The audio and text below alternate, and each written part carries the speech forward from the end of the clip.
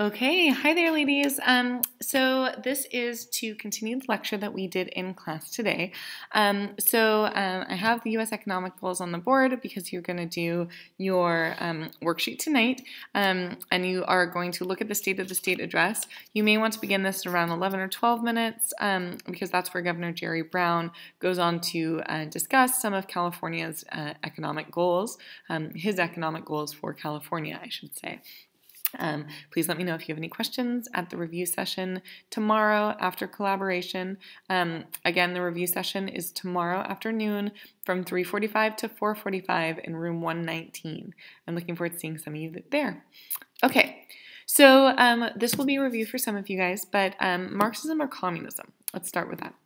So Marxism or communism, or Karl Marx developed Marxism. And communism, same thing. He wrote, Karl Marx and Friedrich Engels, you'll see down to the right of your screen, a picture of the Communist Manifesto, which was the title of the book that they wrote together, in which they wrote about their ideal society, where everybody would be equal. And there would be no classes. It would be a class-free system.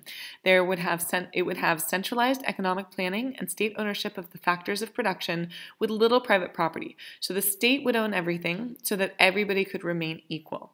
This is the basic foundation of communism. However, it has been kind of butchered recently to no longer be kind of Marx's form of communism. Communism has 6 different stages, beginning with primitive communism, which was back in the tribal sharing days, and then moving on to city-state slavery, which was the birth of the aristocracy, so we're thinking way back when, and moving back onto feudalism.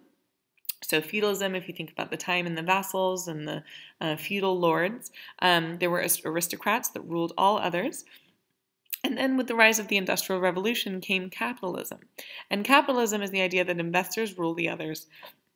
Excuse me. Then it would move on to socialism, which is where things become so unequal under the capitalist system that the workers decide to overthrow the owners. Sound familiar? It might sound familiar to the 1% protests that we've been seeing recently. And then you would move on to have pure communism, which is the idea that there are no classes or total equality. Pure communism, in Marxist sense, has not been achieved by any country. Even the countries that consider themselves communist, if you think about Soviet Russia back before 1991 when Russia was a communist state, or if you think of China, which is officially a communist state, they have not actually achieved true communism. They do not have a classless society in the true sense that Marx was thinking. They might have policies in place in which they think they do, but Marx would say that those are not true communist countries. One point to make is that communism is very distinct from socialism. As you can see on this kind of ladder, socialism is the step before communism. There are very few socialist states today, but one example of a socialist state, and again, not a pure socialist state, but one that will kind of stand in for our example, is the United Kingdom. The United Kingdom is a socialist state in the sense that it provides for certain safety net, a kind of a safety net for people who are on the outskirts of society. So, for example, they provide nationalized health care so that all people pay into a system and everybody gets benefits. They get what they need from it. So, and again, taxes are on a scaling system. So the rich who have more money are going to pay more money into the system so that they would benefit maybe those who have less. And that would be an example of a socialist system. So everybody gets what they need to have a more equitable society. Communism is focused more on equality, and that's something that if you remember the boxes that we drew on the board in class, communism, everybody is equal, so everybody gets the same. That is different from socialism, in which everybody gets what they need, or the premise of socialism. Okay, those are two very distinctive differences. There are also two types of socialism. There is democratic socialism versus authoritarian socialism. Democratic socialism works within the confines of the Constitution to elect socialists to office, and the government only controls some areas of the economy, for example, taxation, right? Then you have authoritarian socialism. Authoritarian socialism is when a small group of socialists overthrow the government and the entire government is controlled by the entire economy is controlled by a central government. Authoritarian socialism is much closer to communism. Okay, in fact, some would say maybe it's the same. Okay, so there's a big difference between those three. Okay. In the United States, socialism or socialist or communist tends to be somewhat of a dirty word. People really, you'll often hear people on the far right of the political spectrum, you'll hear them say things like, oh, he's just a communist. Often you'll hear the right accuse Obama of being a socialist because he wants to implement things like nationalized health care. Back in the 1920s, there was a Red Scare. I was interested in finding what the historical connection between the two is, that people don't see them as, people often use the two words interchangeably, and that is actually not correct. So you should use socialist for socialist terms and communist for communist terms. And so I actually turned to Reddit, where I was able to find one of the Reddit users who posted this. And he said back in the 1920s, or he or she said, back in the 1920s, there was a Red Scare because the Bolsheviks created the first socialist state in the world, right after Wilson tried to make World War I the end to end all wars by making the world safe for democracy, with the 14 points and stuff. The U.S. started the Committee on Public Information, basically a propaganda machine, and passed the Espionage and Sedition Acts, which essentially outlawed anti-war and pro-socialist sentiment, which led to many members of the IWW, a socialist union, being put in the slammer. After Wilson left the presidency, the U.S. basically went back into isolationism and even limited European immigration, which was like totes cray. After that, World War II started and the USSR became known as a communist state, so communism became conflated with socialism, not the other way around. So I thought that was a really interesting take on the issue. I wanted to share that with you, a little bit of the history according to this Reddit user. So quickly, you want to be able to assess, why would someone want a socialist government? Also, who would want a socialist government? If you were a wealthy factory owner, how would you feel about socialism? Would you be for it or would you be against it? If you were a poor factory worker, how would you feel about socialism? So go ahead and think about that. And if you're curious about the answers, we can cover that before the exam. Okay, so jumping back to economic theories. There are three major economic camps and economic theories that you need to know. And these are very, very important. The first one is laissez-faire, which was developed by a guy named Adam Smith. And his theory is also known as the invisible hand. And I'll go into more detail on each of these in just a second. The second theory is Keynesian economics. Not Keynesian, you want to call it Keynesian economics. He developed his theories during the Great Depression, and you'll hear he advocates for more of a mixed economy and kind of a mixed role of the government in the economy. And then you have the supply side, which is also known as Reaganomics. And this is the policy that was developed by Ronald Reagan during his election campaign and then during his time in office right around 1984. So I'll go into more detail on each of these and show you a few videos.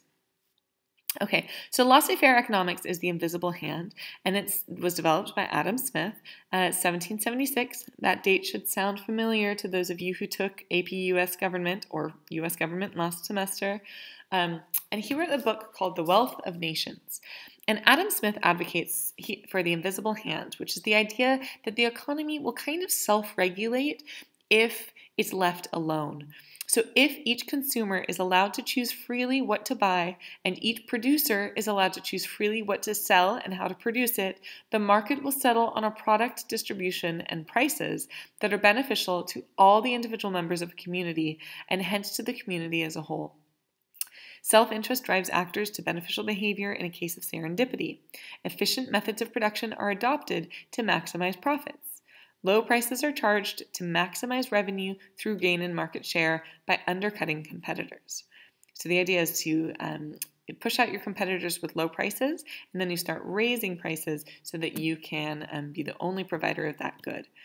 Investors invest in those industries most urgently needed to maximize returns and withdraw capital from those less efficient in creating value. All these effects take place dynamically and automatically in a market that will self-regulate.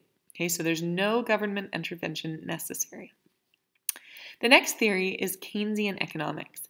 This was developed right around 1936, which was, as you just heard, during the Great Depression. So he advocates for a mixed economy and a mixed role of government in the economy, in that the government should stay out of the economy until a recession hits. And when a recession hits, the government should step in and help the disadvantaged. Okay, so I'm going to show you a brief video here, which I felt like was really helpful. It's available on Investopedia, Keynesian Economics. So if the sound is not coming through for you, please find this link right here, investopedia.com/terms/K/K, KeynesianEconomics.asp. And thank you to Investopedia for this great video. Hey Dad, who is that man? He's our broker. Do you pay him? Of course. Apologies for the ad. I'll try to mute it so that we can listen just to the video. Management at Charles Schwab.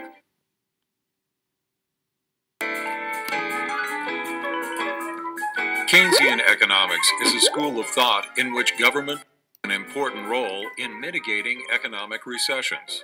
It's named after British economist John Maynard Keynes, who advocated the need for government intervention during the height of the Great Depression.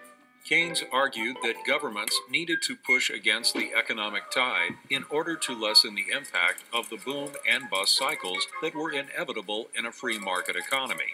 In other words, Keynes thought that the government should spend less money during times of economic prosperity and spend more during a downturn. By and large, proponents of Keynesian economics believe that a depression is caused mainly by excessive savings and a decrease in aggregate demand, which is the total demand for goods and services in a country. The role of the government is to spend where necessary in order to stabilize the economy, whether it's by lowering interest rates or increasing governmental outlays.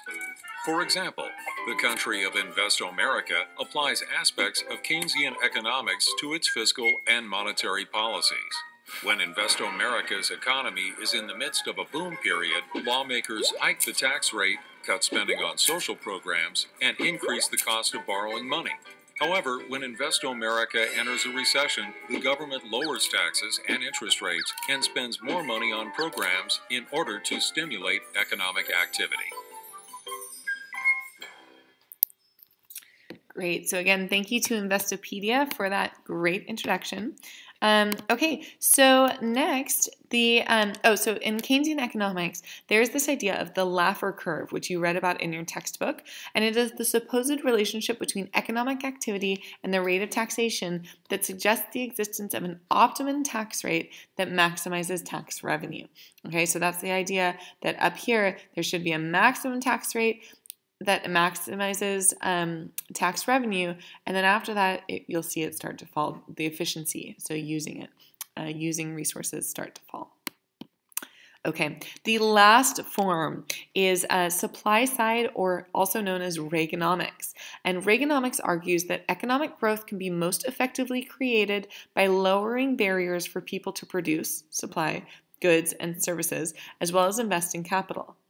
It was most practically, you'll see it in deregulation. So that means deregulation of industry. The government is saying, you know what, we're going to loosen some of the rules and that we require, some of the regulations that we have, so that more people can enter the economy. And it's deregulation accompanied by huge tax cuts and reductions in government spending. Okay. Practically, this meant that there were 4 pillars of Reagan's economic policy. They were 1, to reduce the growth of government spending, 2, to reduce the federal income tax and capital gains tax, 3, to reduce government regulation, and 4, to tighten the money supply in order to reduce inflation. Reaganomics was also known for having something called trickle-down economics, and this idea is the concept that if the upper classes had more money, it's the idea that the benefits of the upper classes having money would trickle down to the rest of society. And this was the official term for it. It was called trickle-down economics.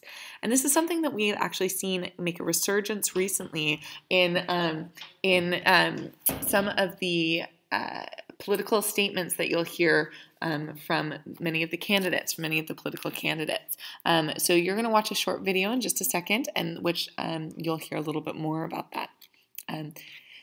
Before we do that, I'm just going to show you one of President Reagan's commercials that aired on TV during his campaign.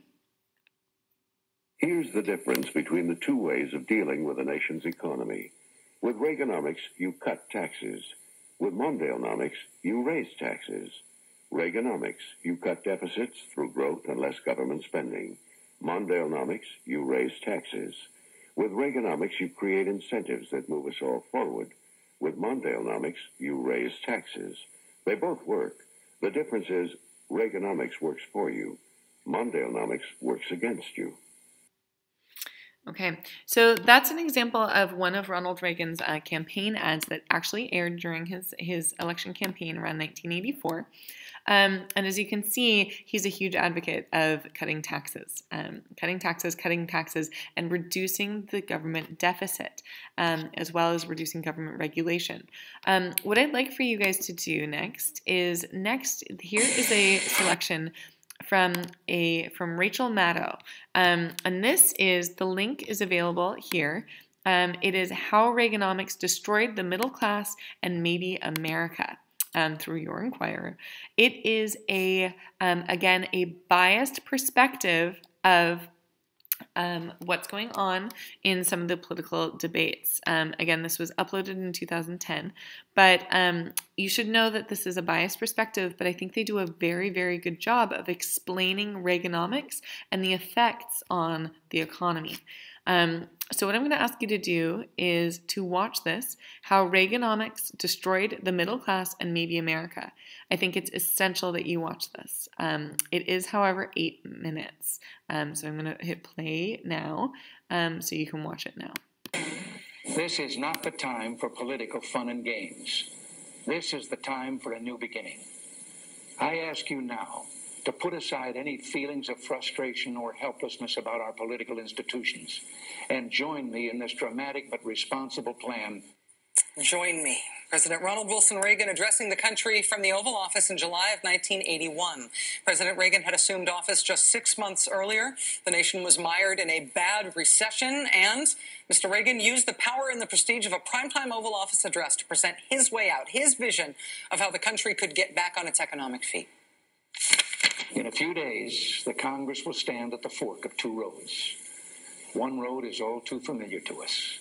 It leads ultimately to higher taxes. The other road promises to renew the American spirit.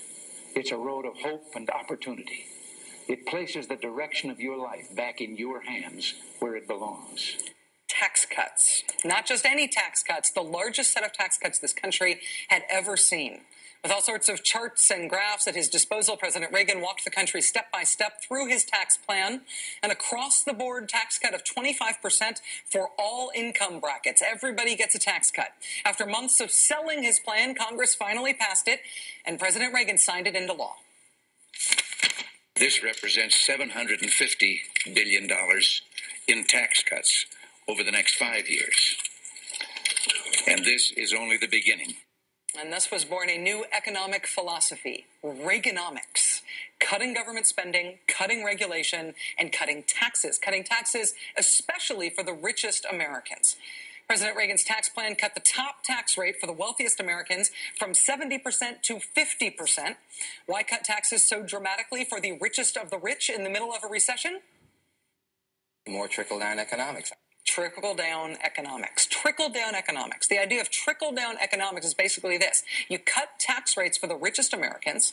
Therefore, the richest Americans have more. They have more money in their pockets.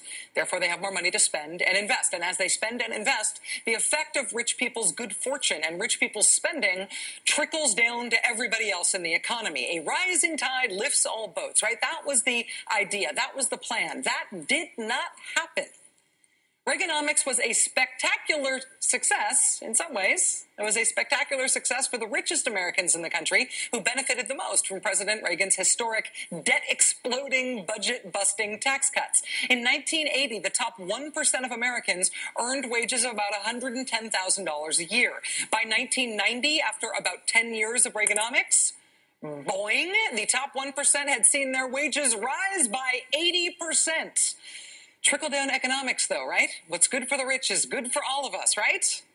Not quite. Here's the average wages of the rest of the country in 1980, and here's what happened for the rest of the country after about 10 years of Reaganomics. Flat.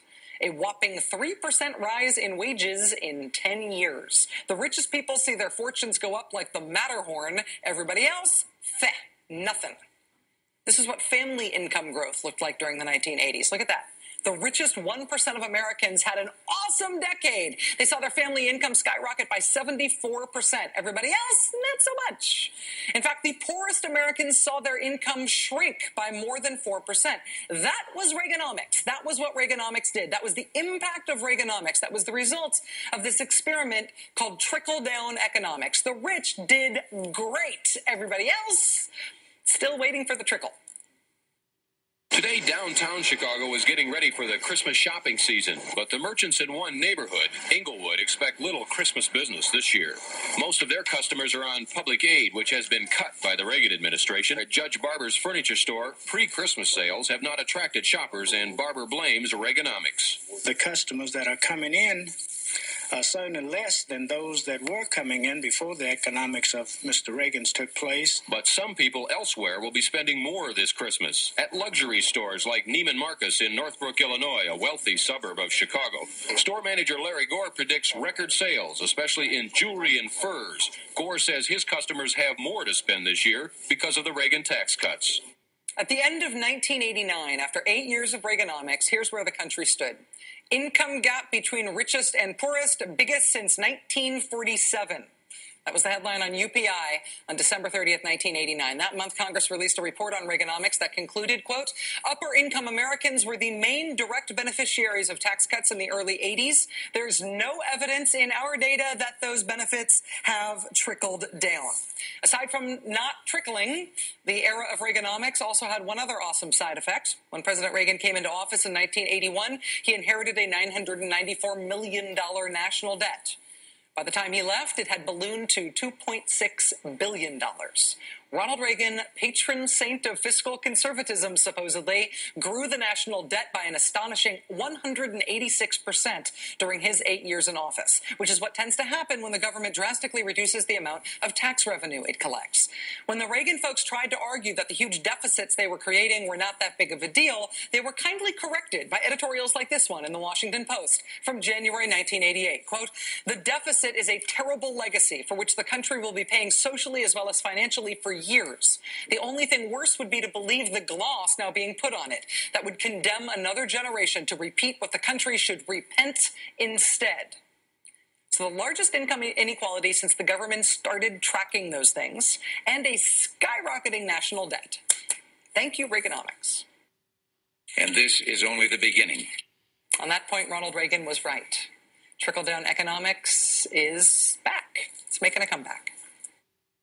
What we've got to do is try as we may and see if we can deliver to make sure that tax rates don't go up on anybody. What we need is to get the entrepreneurs and investors back being willing to commit capital. Anybody that thinks that raising taxes on job creators is going to create jobs, I think is going to meet with an argument from me. You can't have a healthy economy if you raise taxes on those that you expect to reinvest in the economy and to hire more people. You can't have a healthy economy unless you give special bonus tax cuts to millionaires and billionaires. If millionaires and billionaires can't get an extra tax cut, nobody else should get a tax cut either. Everybody else's taxes can go up. Those are the people, those rich people, those are the ones who invest. Give them money and watch it trickle down to everybody else. Go ahead, watch it trickle down to everybody else. Just watch. See what happens. Watch the country right itself by giving massive tax cuts to the super rich. Average hourly wages have dropped 4.5%.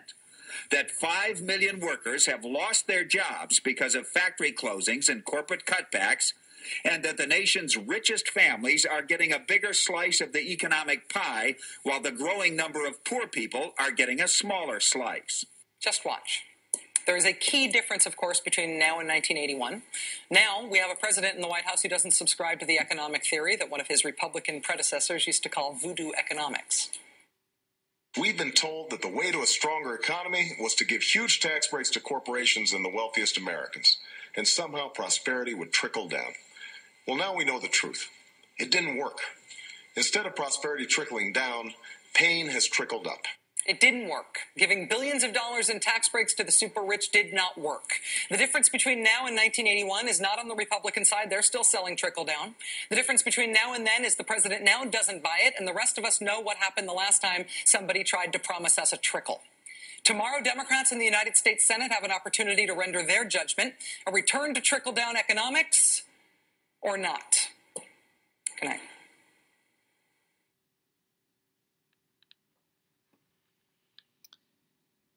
Okay, so that again was a somewhat biased perspective, but I think she did a really great job of summarizing trickle-down economics for us. Okay, so that is the final type of theory, but I want you to keep in mind now and just make sure that you can answer this question. What economic theory would the Democrats want, and what economic theory would most Republicans want? Well, on the surface, that might seem like a really easy question to answer, but again, think back to the rankings that we did in class and the struggles that we had there. Some of you might know that you agree politically with your peers, but you still had a tough time ranking those priorities, the economic priorities, okay? So those economic theories tend to rank those priorities in slightly different orders. So just think about that as a kind of general idea. Okay, for homework, you're going to finish up the economic goals worksheet. You're also going to do the Smith and Keynes true or false, which should be hopefully a quick exercise. And then again, a reminder, I'm doing a review tomorrow afternoon after school from 2:45 to 3:45. And then if you have any other questions about anything, please come see me during the first part of collaboration. I'm looking forward to seeing what you guys can do. Talk to you soon. Bye.